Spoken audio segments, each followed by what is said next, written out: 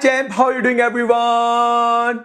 I hope that you are doing good. I am a master teacher Shivam Gupta, and in today's class we are going to learn about the real numbers. So let's get start guys. So champ, now let me give you one question and think about it. Let's say Jack has 20 books and he has to pack them in the pack of 6 books. So can you say how many books will be left? Jack has total 20 books and he has to pack in the pack of 6. How many books will be left? We can see if we are making the pack of 6, so there will be a complete pack of 6, 3 bundles, right? There will be 3 complete bundle of 6 books and I will be left with only 2 books, right champ? So can we say this, that if we are writing this 20 equal to 6 plus 6 plus 6 plus 2, whereas this 3 6 can be written as 6 into 3. So can we say that this combination is unique? What do you think? Can we say that? Let's figure out. In today's class, we are going to learn about the real numbers. What are my prime, composite, co-prime numbers? What are the Euclid division lemma? But what is the meaning of lemma also we are going to learn, and then we will see some application of Euclid division lemma also. So let's just start champ, okay? First of all, real numbers. So champ, we know that our real numbers are divided into 2 categories, right? Major 2 categories. The first one is rational, where the another one is known as the irrational numbers. So as we can see guys, real numbers which can be represented on the number line in a very short line, we can say that any number which can be represented on the number line are known as the real numbers, and real numbers are divided into 2 parts, rational and irrational. Very good. Okay, now let's move on to the prime, composite and co-prime numbers. So champ, we know that prime numbers are what? A numbers which has exactly 2 factors. Any numbers which has exactly 2 factors, 1 and itself, are known as the prime numbers. We can see some examples: 7, 19, 23. These numbers has only 2 factors, 1 and itself. The another one is composite, right? The composite number which has more than 2 factors. Prime numbers was what? Which has only exactly 2 factors. Composite number which has more than 2 factors. Example: 4, 6, 14, 25, 30 and etc. Is this clear? Very good. Now let's move on to co-prime. So guys, co-prime always exists in the pairs. So any 2 numbers which has highest common factor as 1. That means any 2 numbers which has only 1 as a common factor, highest common factor, are known as the co-prime. Examples are 14 and 25. 14 and 25 does not have any common factor other than 1. And that's why they are known as the co-prime numbers. This clear? Very good. Excellent. Now let's move on to the Euclid division lemma. Very important concept for your board examination champ. Okay. Chaliye. So first of all, let me tell you a very simple example. So champ, if I am dividing 25 by number 3, my quotient will be 8, my remainder will be 1. So I can write very simply 25 is equal to 3 into 8 plus 1, where 25 is known as the dividend, 3 is my divisor, 8 is my quotient and 1 is my remainder. Is this clear? Very good. But is this the only way to write 25 in the form of 3? Can we write 25 in the form of 3 in some other form? Let's see. So champ, we can also write 25 is equal to 3 into 7 plus 4. Agree? Very good. We can also write 25 equal to 3 into 6 plus 7. We can write 25 equal to 3 into 5 plus 10.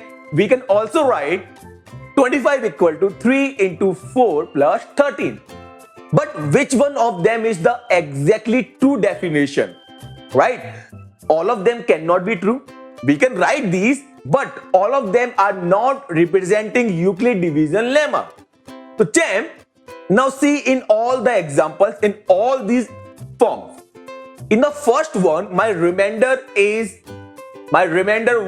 is less than divisor, whereas in rest of the cases, my remainder is greater than divisor. This clear? You can see it very simple, right? Very good. So champ, here we can see my remainder is less than my divisor, as I told you.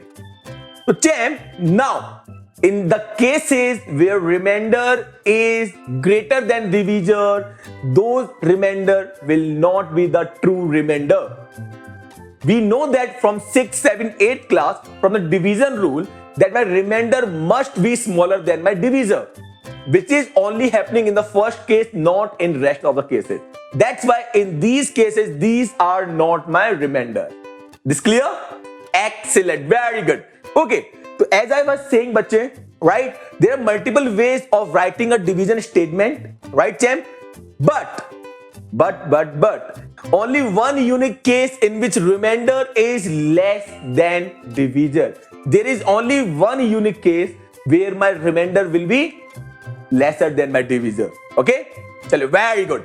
Okay, champ. So here we can see my remainder is less than 3, right? That means less than my divisor. Very good. Now, is there any other condition on the remainder? I got my one condition that my remainder must be smaller than my divisor. But is there any other condition on my remainder? Let's figure it out. Okay.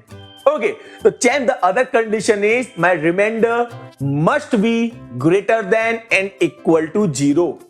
This means what? My remainder cannot be negative. My remainder always greater than equal to 0 and always less than divisor. Is clear? Very good. Excellent.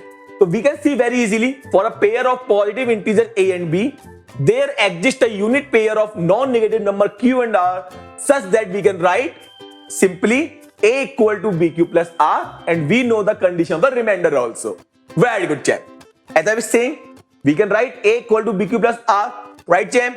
Where remainder is greater than equal to 0 and less than divisor. It is clear? Very good. Okay. So this is the final statement of Euclid division lemma. Very good. So now, champ, this is we have learned. But one thing you have to remember, bache, that my b cannot be equal to 0. I cannot divide by number 0. And my q and r and a are the positive non-negative integers. That means 0 can be included. Okay. Very good. Excellent, guys. But why b cannot be 0? You know the reason, right? Because we cannot divide by 0. Very good, champ. Excellent. Now, champ, now let's think. Now let's think, guys, that what is the meaning of lemma? What is the meaning of lemma? Why we are calling it lemma? So, champ, very simple. Let's learn about lemma. What is the meaning of lemma? So, champ, lemma is a proven statement used to prove other theorem. Any statement which we are using to prove another theorem is known as the lemma. As simple as that. Okay. So, champ, now let's move on to the application of Euclid division lemma also. So, champ, now let's see some application of Euclid division lemma where we can use the Euclid division lemma in the mathematics. So we know that this is the Euclid division lemma, right? Now let's take the value of b equal to 2. If I am taking b equal to 2, so I will get what? A equal to 2q plus r, where r is greater than equal to 0 and less than 2, right? So my possible remainder is 0 and 1. So I can write that a could be equal to 2q and a could be equal to 2q plus 1 also, right, champ? Now, champ, a equal to 2q are nothing but my even numbers. A equal to 2q plus 1 are representing my odd numbers. It is clear, right? Very simple. Very good. So now, champ, let's see one question. Prove that all positive integers either of the form of 4m plus 1, 4m plus 3, but never of the form of 4m or 4m plus 2. Very simple, guys, right? So let me show you how to do it. Case 1, if a equal to 4m, so we can write 4m as 2k, which is the even number in the form of 2k. Now, champ, if I'm writing a equal to 4m plus 1, which is nothing but 2k plus 1, 2k plus 1 is odd integers. 4m plus 2 can be written in the form of 2k again, which is the even number. And the last one is 4m plus 3. 4m plus 3 can be written in the form of 2k plus 1. And 2k plus 1 is the odd number. So we have proved, guys, that's why 4m plus 1 and 4m plus 3 are representing the odd integers, where these are my even integers. It is clear? Very good. Now look at this question. The cube of a positive integer always of the form of 9m plus k. So what could be the value of k, bache? Very simple. We can take a equal to 3k and 3k plus 1, 3k plus 2. Now simply we can take a cube of every number. The cube of 3k, cube of 3k plus 1, cube of 3k plus 2 also. So champ, in this case, after taking the cube of every number, we can see in the case 1, my value of k is 0. Whereas in the case 2, where I am taking 3k plus 1, my value of k will be 1. And where I am taking 3k plus 2, my value of k will be equal to 8. My value of what? Value of k could be 0, 1 and 8. It is clear? Very good. Excellent. So now guys, let's summarize our beautiful class. So in this class, we have learned about the Euclid division lemma, that for a pair of positive integers a and b, there exists a unique pair of non-negative number q and r, such that I can write a equal to b plus r, and there are two conditions on the remainder. We have seen it, right? And b cannot be equal to 0. Okay, bache? Chale. So that's it for this class. I hope you enjoyed it, and be curious and be safe.